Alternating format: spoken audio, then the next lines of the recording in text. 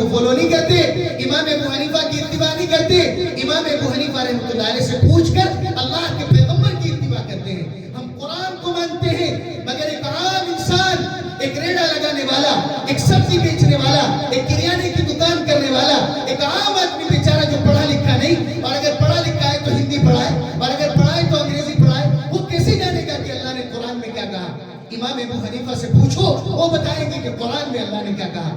اللہ کے پیغمبر علیہ السلام احادیث مبارکہ میں کیا ارشاد فرماتے ہیں, ابو حنیفہ ہمیں بتائیں گے, ہمارے علماء بتائیں گے, ہمارے ائمہ مجتہدین بتائیں گے. اس لیے امام حنیفہ رحمۃ اللہ علیہ سے مناظرہ طے ہو گیا کہ بھائی آپ وہاں آ جانا, ہم وہاں مناظرہ کریں گے, آپ ثابت کرنا کہ اللہ ہے اور میں ثابت کروں گا کہ اللہ نہیں ہے.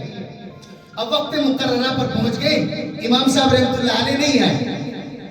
وہ ناستک جو دہریہ تھا وہ آ گیا, اسٹیج پہ کھڑا ہوا, اور امام ابو حنیفہ رحمۃ اللہ علیہ کا انتظار کرنے لگا کہ بھائی وہ بہت بڑے امام ہیں تمہارے, وہ ابھی تک نہیں آئے, آخر کیوں نہیں آئے, ڈر گئے کیا؟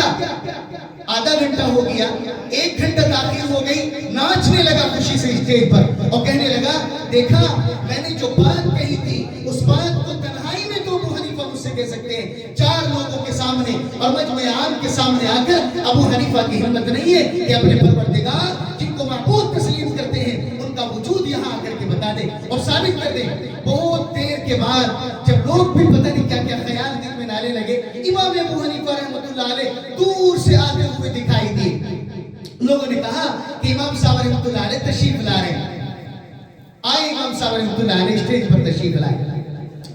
تو دہریہ کہنے لگا جو وقت مقرر ہوا تھا اس میں تو تم آئے نہیں, اب آ رہے ہو 1 گھنٹے کے بعد, ایسا کیا مسئلہ پیش آ گیا تھا؟